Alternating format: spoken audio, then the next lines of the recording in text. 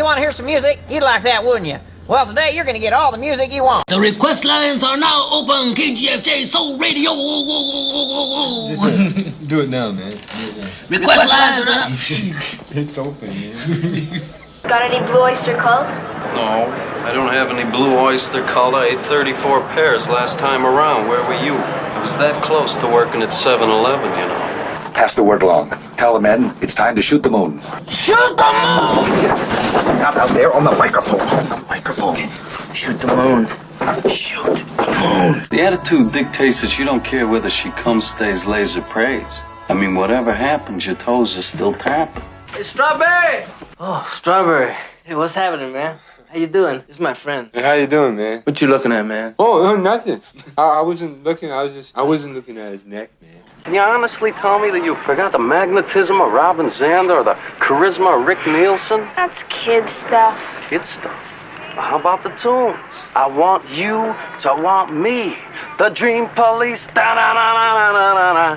Build your muscles picking strawberries. You know, Band and Scoop. Maybe I could get you a job with United Fruit. I got a buddy with United Fruit. Start with strawberries, you might work your way up to these goddamn bananas. When, boy, are you gonna get your act together?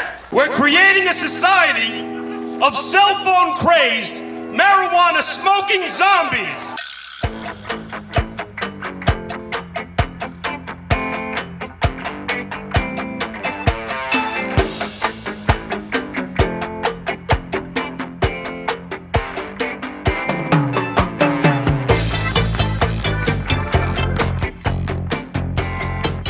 Coming to you not quite live from Lukewarm Tallboy Studios deep in the land of Gar, this is Bend and Scoop, the podcast featuring music, mirth, and minutia, focused on exposing artists you probably haven't heard, but should. I'm Bob, and I'll be your tour guide on this amazingly asymmetric auditory adventure as we journey to the center of your cochlea. Welcome to episode 21. We can throw away our fake ID now. Joining us at the end of the show for our Groovin' After Party will be our very special guest, Bill Lambusta from the Great Albums podcast, sharing his own personal musical journey with us with a round of Is That Your Vinyl Answer? We spread the gospel of vinyl here at Bend and Scoop, so be sure to tell us all about your favorite neighborhood record store by posting to @BendScoop on Twitter or Instagram using the hashtag SpinMomandPop. Our record store of the week is Mobius Records in Fairfax, Virginia. You can follow them on Twitter at Mobius_Records, on Instagram at Mobius Record Shop, on Facebook at Mobius Records Fairfax, or you can check out their website at mobiusrecordshop.com. Let's kick things off with Melbourne, Australia's Terrible Truths with one off their outstanding self-titled album from 2015. Here's Don Juan on Bend and Scoop.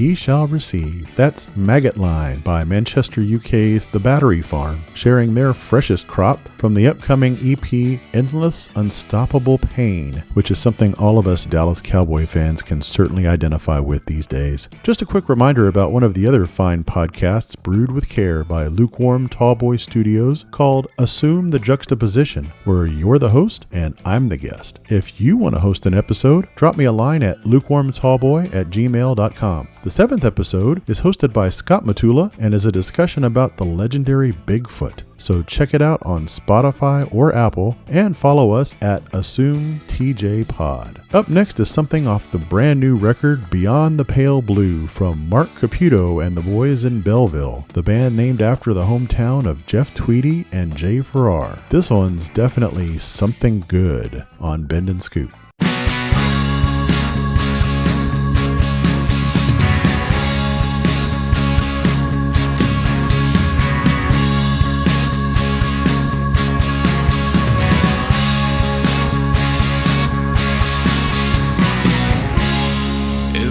Time you come around, you barely make a sound.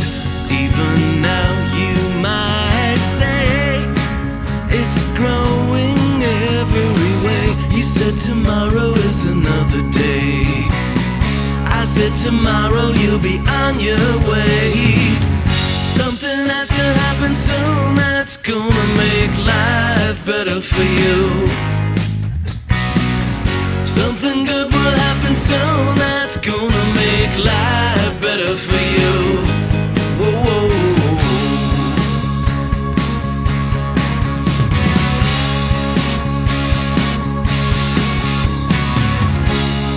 Even though you might think so, no, you're not alone.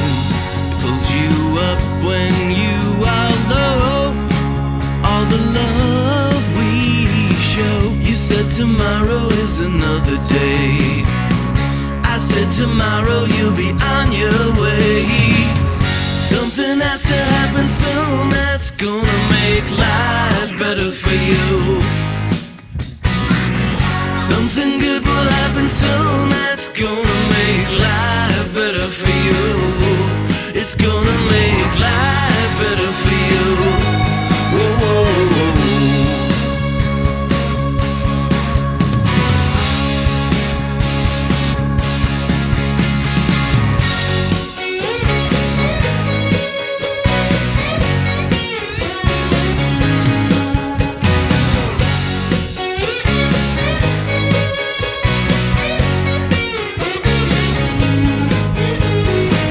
You said tomorrow is another day. I said tomorrow you'll be on your way. Something has to happen soon that's gonna make life better for you. Something good will happen soon that's gonna make life better for you. It's gonna make life better for you. Whoa, whoa, whoa, whoa.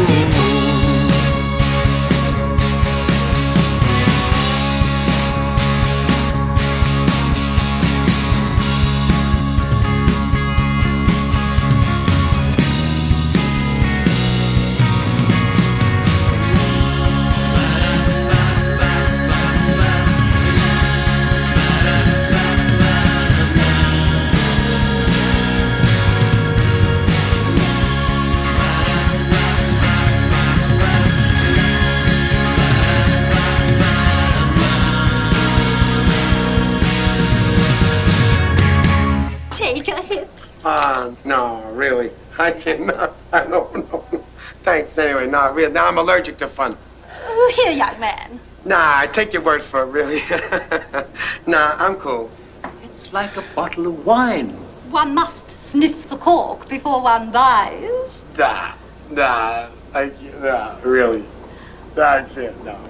It's the best shit you're ever going to smoke. Good.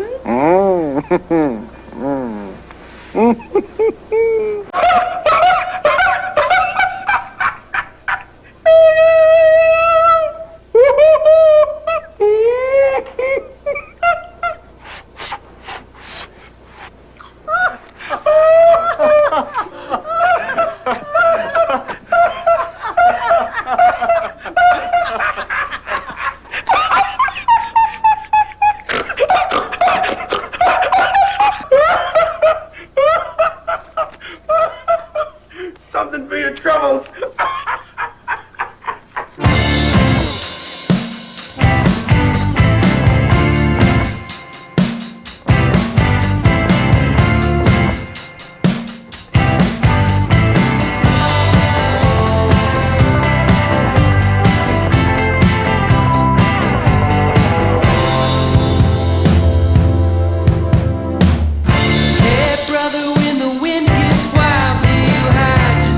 Child, do you lock yourself up and try to pretend?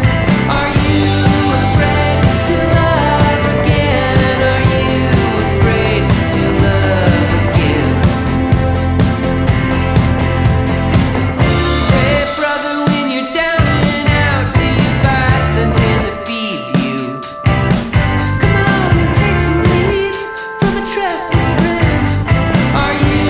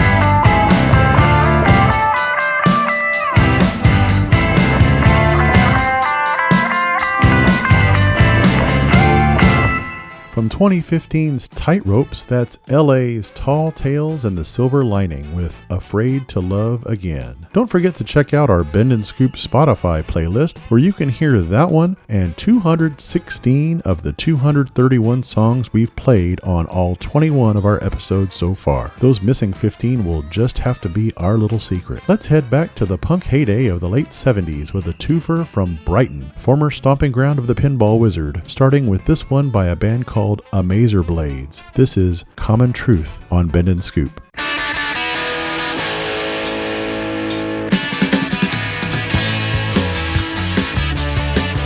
I've been here for so long, I'm gonna say so long in a little while. You'd be laughing if you could see my smile. Baby, it's the common truth. I've been here since you gone, making my observations. I got my hesitations. Baby, it's the common truth. I'll tell you why, cause my heart stops beating when you walk into the room. I wanna run, but I get the feeling from the look in your eyes. I'd be stupid to try, and I've been here for so long. I'm gonna stay a little bit longer. I feel my love getting stronger. Baby, it's the common truth. Baby, it's the common truth.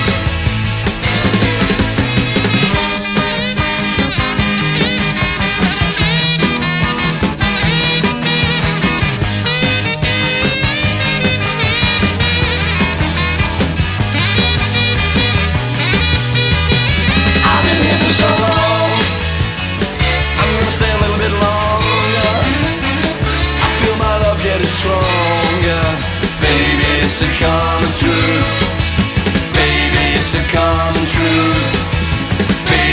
it coming true? Baby, is it coming true?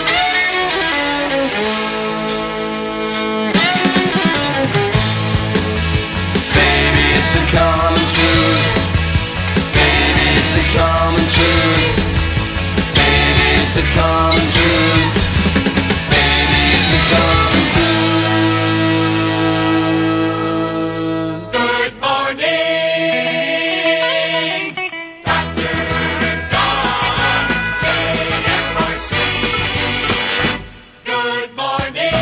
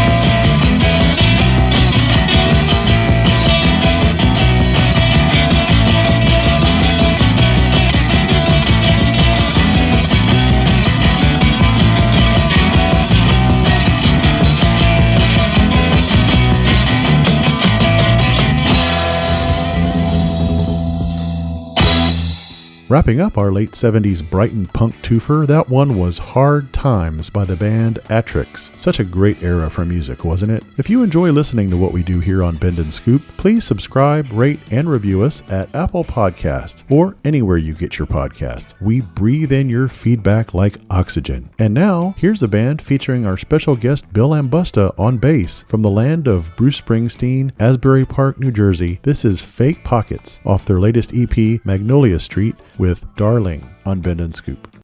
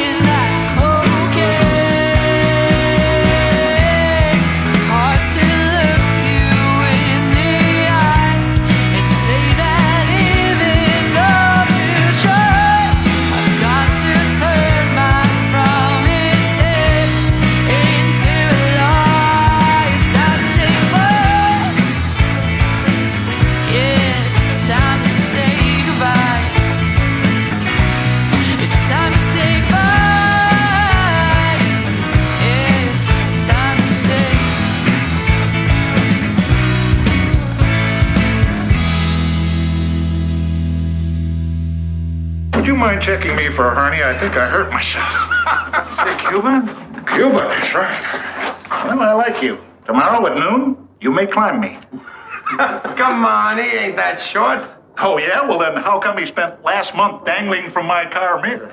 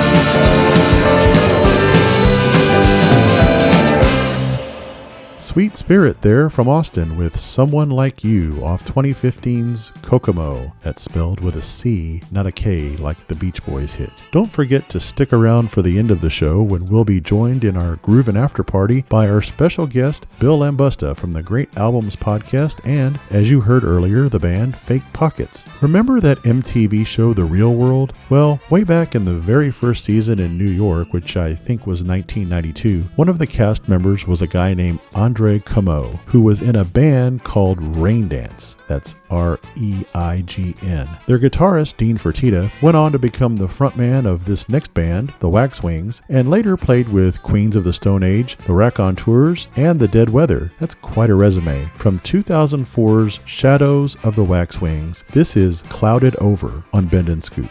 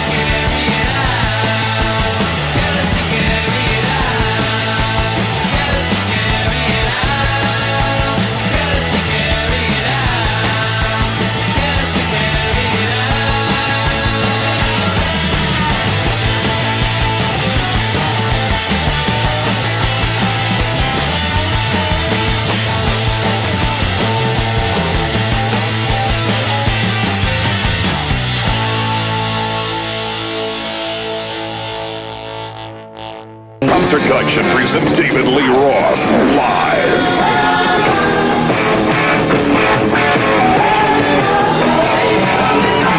The largest rock and roll show in history in Los Angeles. Incredible. David Lee Roth, the Eat 'em and Smile Tour. In the middle of Tobacco Road. David Lee Roth and special guest Cinderella.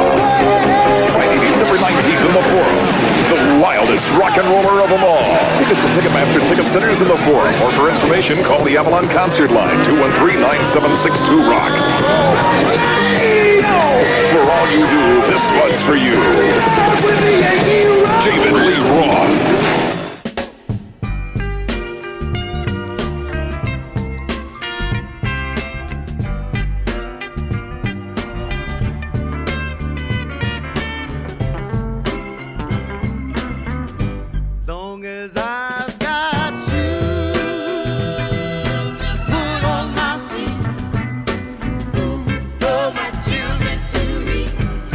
Everything is gonna be alright. Be alright. Be alright.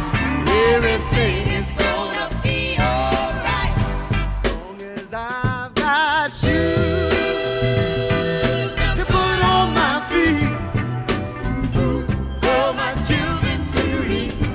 Everything is gonna be alright. Be alright. Be alright. Everything is gonna be alright. Listen to me.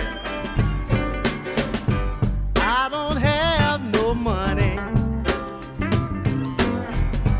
I don't have no brand new home. Sometimes my friends forsake me, causes me to weep and moan. Cause I got shoes to put on my feet, food for my children to eat. Everything is gonna be alright. Be alright. Be alright. Everything is gonna be alright. Listen to me. Sometime late in the midnight, pillow get wet with tears, thinking about the way I suffered, yeah, coming up through the hill. God gave me shoes to put on my feet, food for my children to eat. Everything is gonna be alright. Be alright. Be alright. Everything is gonna be alright. Wait a minute. I know I've been mistreated, puked and scorned, even been lied on, talked about as sure as you're born. But God gave me shoes to put on my feet, food for my children to eat. Everything is gonna be alright. Be alright. Be alright. Everything is gonna be alright. One more time. Gonna be alright. Alright. Be alright. Oh. Be alright. Alright. Everything, every little old thing. Everything is gonna be alright. Such an uplifting, hopeful song, and one we really need right now more than ever. Everything is Gonna Be Alright by Bill Moss and the Celestials from back in 1970, but still just as relevant in 2020. Next week, we're going to have a lot of fun with a very special Halloween edition of Bend and Scoop, so don't ghost us before then. One thing you can be sure of is that a lot of people will see themselves in their Halloween costume and think they're really hot stuff. The story you're about to see is based on fact. A frustrated burglary squad is in a desperate situation. I mean, we bust them, and the courts let them go, right? John, what are you talking about? What we do, we set ourselves up as fences. You want the police to buy stolen goods? Exactly. Are you crazy? Why don't we join the mob? Columbia Pictures presents Dom DeLuise, Suzanne Plachette, Jerry Reed, Ossie Davis, and the biggest lineup of crooks, schnooks, and case histories on record in Hot Stuff. The story of the most successful fencing operation ever run. You're under arrest. By cops. So, hold on to your hat, your car, your portable TV, your electric guitar, your transistor radio, your cops, your robbers, your fish, your raft, your hair, your van, your motorcycle, your surfboard, your sanity, Little Orphan Annie in Florida. What's in sugar? and your sense of humor. Because only one person could take a story this true and make it seem so unbelievable. I'm hiding behind gas. Dom DeLuise. Hot stuff. You won't believe it, but it really happened. Hot stuff.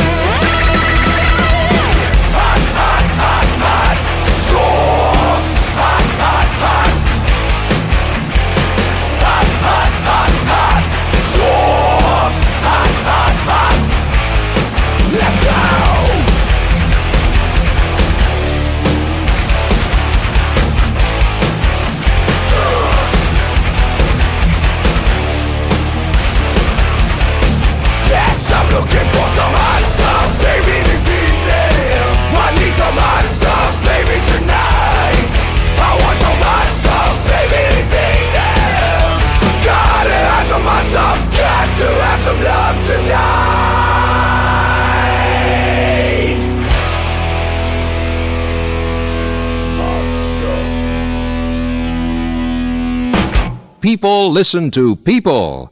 So listen, people.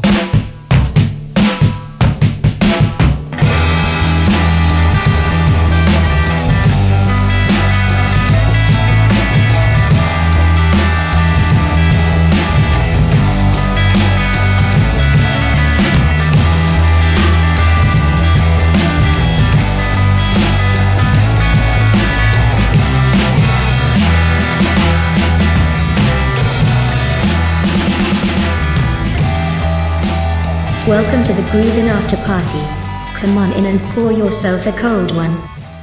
We have a special guest in the Groovin' After Party here on Bend and Scoop from the Great Albums Podcast. Bill, welcome. Glad to have you here. Thank you for having me. I'm excited to talk about music, and I believe we're going to talk about vinyl, which, I don't have a lot, but I'm excited to see what kind of questions are gonna happen here.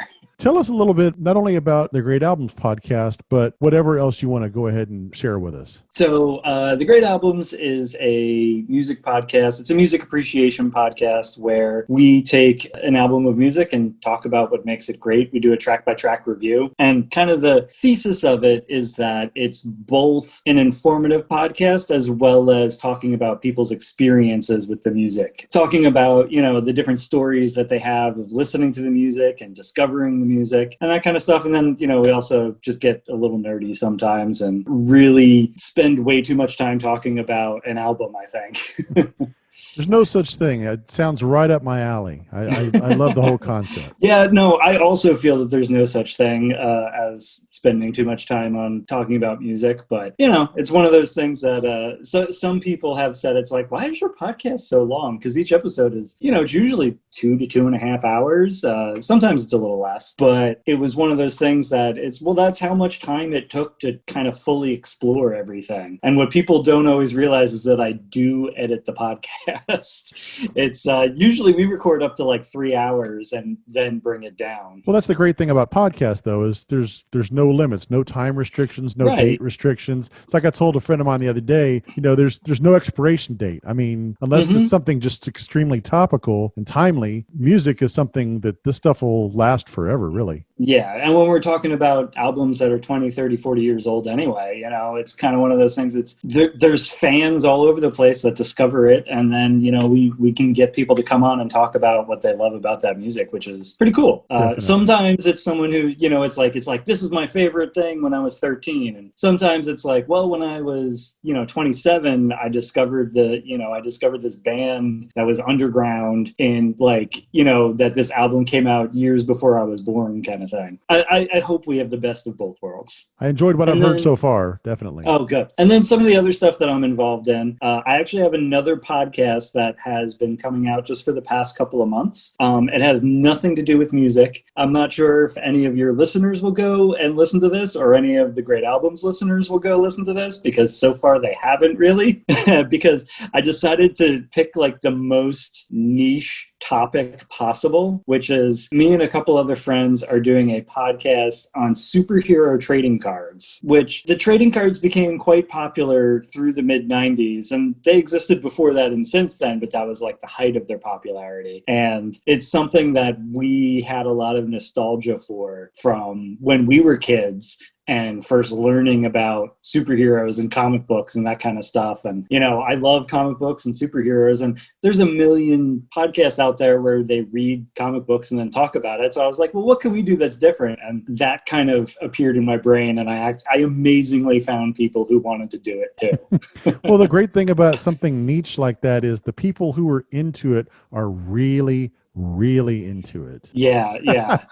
It's one of those really, specific things. By the way, the name of the podcast is Collectors Assemble. We had a very large list of names as we were coming up with that. We were trying to figure out every single pun about superheroes and cards that we could think of, we were like Trapper Keeper of Heroes, because, we kept our cards and Trapper Keepers. But the Collectors Assemble was the one that stuck best. Do you have a Twitter account for that one as well? Yeah, because Collectors Assemble is too many letters, it is at Collect Cards Pod is the Twitter. Everything else is Collectors Assemble Pod, like the Instagram, the .com, the email, etc. All of that is Collectors Assemble Pod. You just search for Collectors Assemble on any podcasting app and it'll pop up. I'm going to promote one more thing, if that's okay. Yeah, absolutely. This is my final thing, I swear. It makes me seem like I'm really busy, even though I'm not. I have been spending a lot of time watching TV in quarantine. I'm also in a band, and I'd love if anybody listening who enjoys indie power pop, check out my band. It's called Fake Pockets, and we just put an EP out a couple months ago in the middle of the pandemic, unfortunately, so we haven't really been able to celebrate it and go out and play shows a lot with it, which has been very disappointing, but the music is available. We're Fake Pockets, and the EP is called Magnolia Street. It's 6 songs. We put a lot of work into it. I think it sounds pretty good.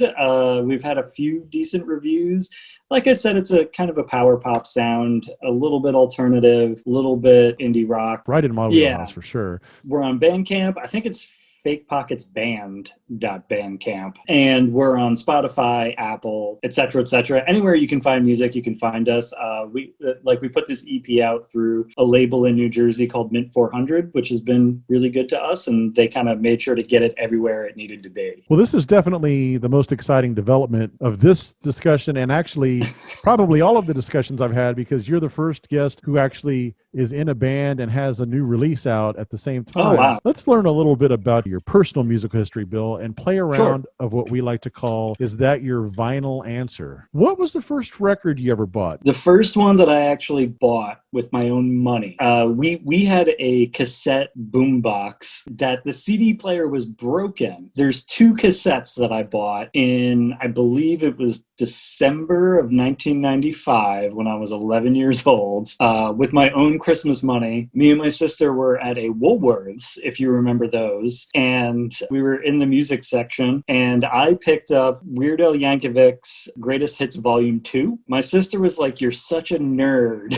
Of course you would buy Weird Al Yankovic. And then she handed me a different cassette, and she's like, "Buy this. It's cool." And this is the funny thing, you know, my sister, who was only 2 years older than me at the time, so she had no gauge of what was cool or not, but you know, it's 1995, and it was the Goo Goo Dolls, A Boy Named Goo. Yeah, and I actually continue to love that album to this day. That band, you know, it was one of those things where, you know, as I was like a teenager and then started to listen to more and more music, and it influenced me to go like, I know everybody has an image of the Goo Goo Dolls, but that album, except for name, was mostly like punky power pop, and that's kind of what I fell in love with and was like, yeah, you know, and that's shaped a lot of my fandom in the years since. There's certainly no shame in owning anything by Weird Al.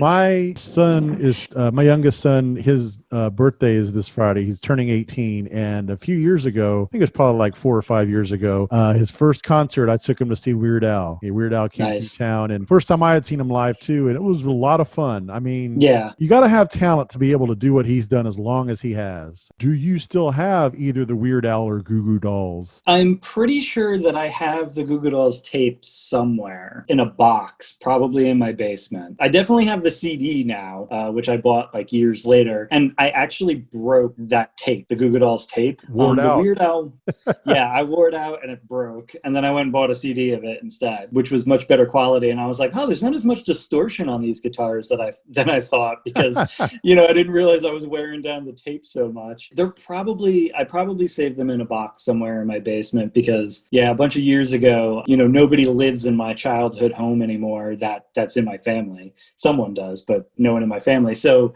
we kind of had to go and like pack up all of our boxes and take them with us. So I haven't gone through all of it. So I think it might be somewhere in a box in my basement. Which band or artist albums do you own the most of? Good question. Probably, like, if we include CDs, if that's allowed. Yeah, I'm guessing Pearl Jam. Nice. Simply because they have so many live things. Yeah, that's what I was going to guess. For all the live, because they went through that phase where they were releasing those like paper bag sleeve live albums, and they still release all of their shows. It's just now you download them instead, and they don't have any packaging. Which Pearl Jam album is your favorite? Probably my first favorite was Vitalogy, and then Yield was a big favorite, and then a surprise was 2009's Backspacer. I really fell in love with that album. I was so excited to be like, one of my favorite bands of all time is still putting out like meaningful music that I enjoy. Was Vitalogy your entry point into Pearl Jam? It was Vitalogy and 10. I bought them both on the same day. You know, I'm going to pick up some of this Pearl Jam stuff. And my sister had owned 10 and Vitalogy when we were younger. And I didn't remember listening to them very much, but those were the ones that I knew. And so we were going on vacation, and I was like at a used record store going through the used CD bin. and I saw those two, and I'm like, okay, I'll take these with me on vacation. They're one of my favorite bands. I don't really have a lot of bad things to say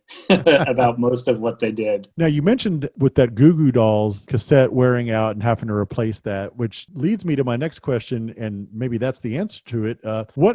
Which one of you actually purchased the most over the years? That's another good question. I'm going to guess it's The Replacements' Let It Be. Ooh, now you're talking my language. The Replacements. That's one of my all-time favorite bands. The Replacements are awesome. Yeah, they're probably my favorite band nowadays. You know, as much as I love the Goo Goo Dolls, and funnily enough, one of the reasons why I picked up The Replacements was because how often Johnny Resnick would name drop Paul Westerberg in interviews, and so I was like, well, I got to check this out at some point. But yeah, Let It Be, because I got it on CD back in like the very crappy 80s CD that existed, and then I've got the reissue with like all the bonuses and remastered, and I do have that one on vinyl. Do you happen to have, or have you ever heard the live for sale at Maxwell's? I was blown away when I heard that because of how perfect the sound quality was, and it's just like to me, and a lot of the stuff that they kept on it, kind of the in between song, you know, tuning and banter with the crowd. It was like, this is the closest thing I can envision to actually having been at a Replacements club show. Like it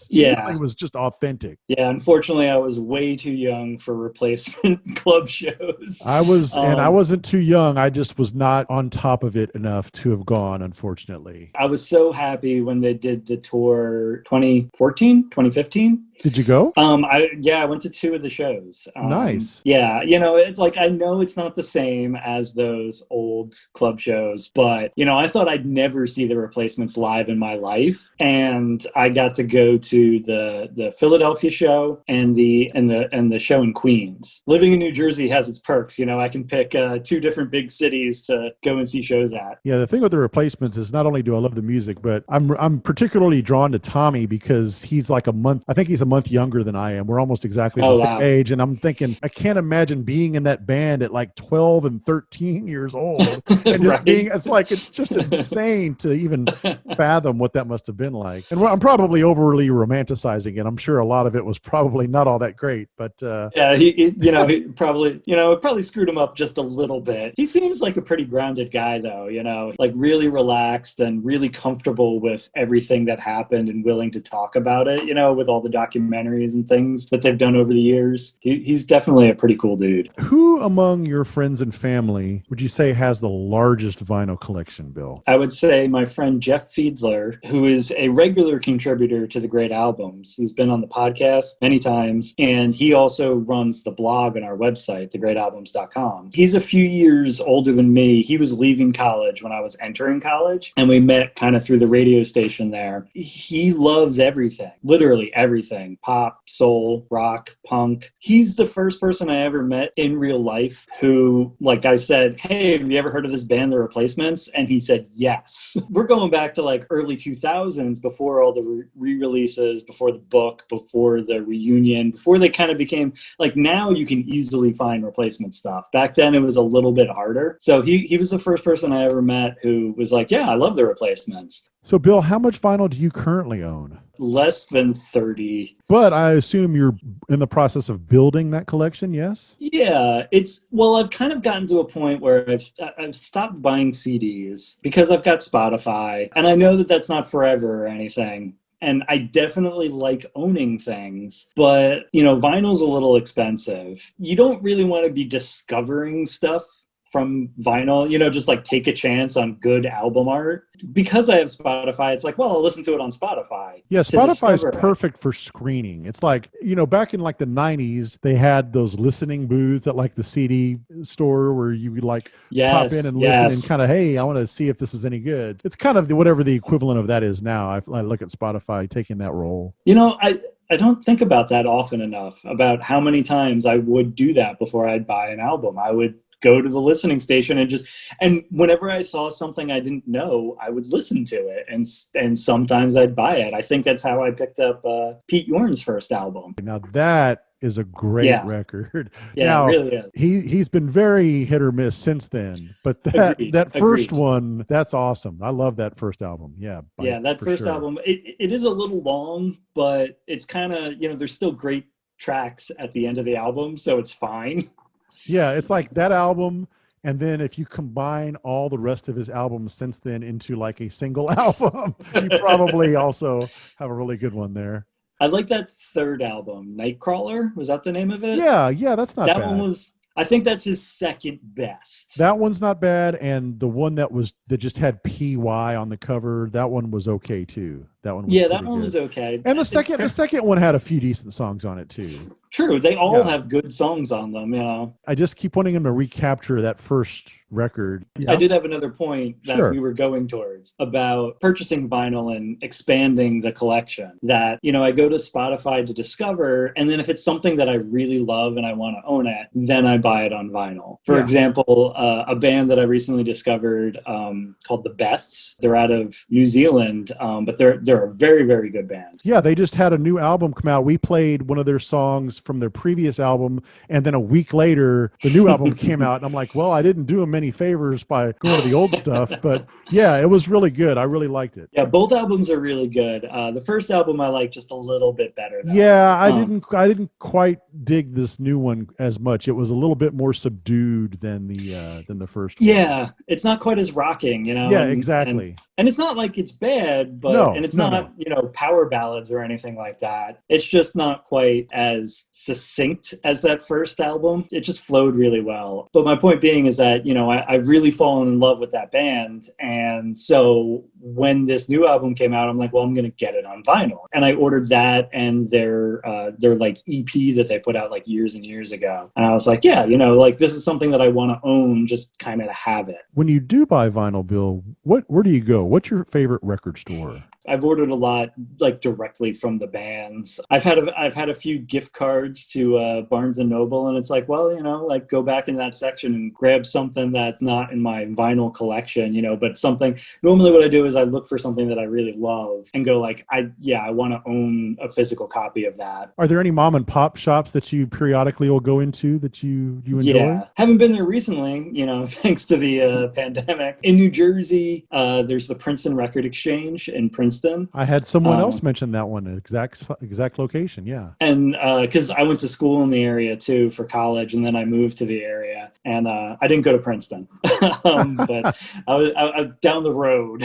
But we would go to Princeton Record Exchange constantly, and they had this huge wall that they still do really of super cheap CDs that you could find either a slightly damaged version of something that you're looking for, or something they have a million copies of, because people bought it and then traded in their CDs years ago for like $5 and under. So we were always buying a lot of stuff from there. Used to go to, I'm not sure if it's still there. I haven't been there in a long time. Over in Pennsylvania, because we're right there on the border, there was a record shop called Positively Records that we would go into pretty often. I'm trying to think of what else. Where do I go for music now? Like, because it's Spotify and then I order it, like that's kind of how it works now. Going direct from the band is good. I mean, and because they're getting a better cut, I think, if you do it that way. Well, listen, do you have a personal Twitter or Instagram you'd like to share, Bill, or is it just basically the podcast that you have, the two podcasts?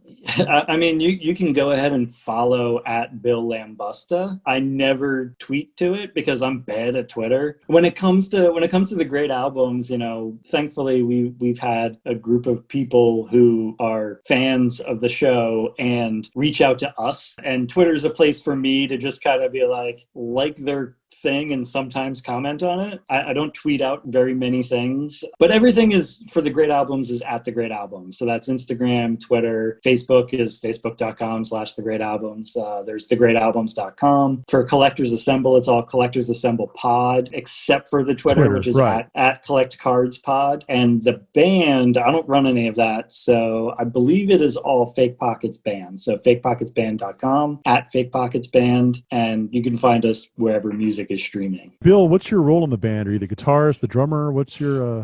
I'm the bass player. Okay. I mean, you know, I play guitar. This was kind of, once you start playing bass in a band, then that's what you're known for as a bass player. And then, you know, whenever your band is, when the past band is done and there's another band starting, someone goes, oh, hey, we can ask Bill to play bass, because no one ever wants to play bass. I really enjoy playing bass, though. I feel like it almost being like, yeah, I'm the bass player, kind of undersells it a little, you know? People think that I'm just sitting there like, yeah, okay, put him over there. I was pretty involved with the production of the EP, and I'm pretty proud of it. Now, what are you guys, a 3-piece, 4-piece? It's a 4-piece. Devin Lana is the singer and songwriter. It's all her songs. She was in another band years ago called Fun While You Wait, which was, she hates that name, and I think it's one of the best band names ever. And it's funny because, you know, I was in another band years ago called Small Planet Radio. And, you know, so we had played shows together. We knew each other from playing around New Jersey. And Small Planet Radio, we didn't so much break up as everybody just moved to other states. Like our singer-songwriter moved to California, our lead guitar player moved to Denver. So, you know, it just kind of fell apart. And I was kind of without a band for almost 2 years. And I was complaining one day to my co-host on the Great Albums, Brian. And I was just like, man, you know, I've been so lucky with the bands that I've played with over the years and such talented people. And I was saying to him, I was like, man, you know, I just wish Devin were like, not in a band, because I'd offer to be in her band. And because she was just such a good songwriter, such a good singer, you know, just a cool person to hang out with. And it was literally a month later her band broke up, and then and her and I have talked about this. You know, I kind of like, I did the you know when you're like a dude waiting for a girl and her current boyfriend to break up, so that way you can, the band version like, of that, yeah, be like, hey, what's up? And you know, and so like I slid into the DMs and was just like, hey Dev, you need a band mate? And a couple months after that is when Fake Pockets started. Awesome. So Fake Pockets, we'll definitely check that out. Bill, thanks so much for being with us. Had a great time. Having me. Yeah, this is good. This was a fun chat. Thanks a lot.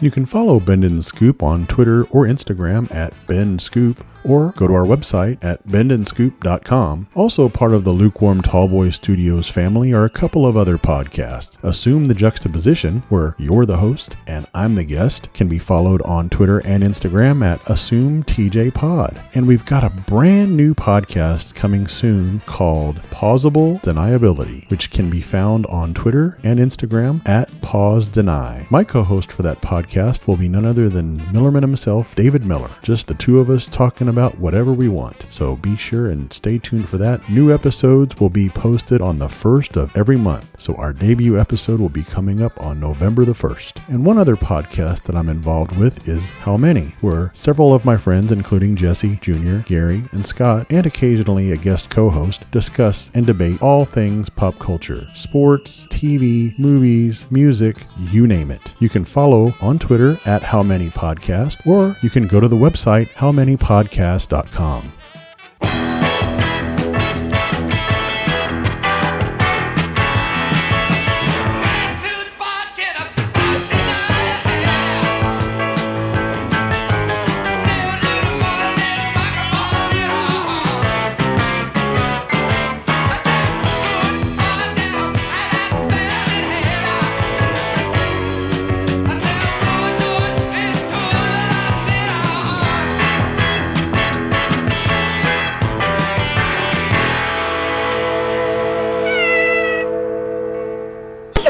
Bye-bye, lard ass. Bend and Scoop is a production of Lukewarm Tallboy Studios.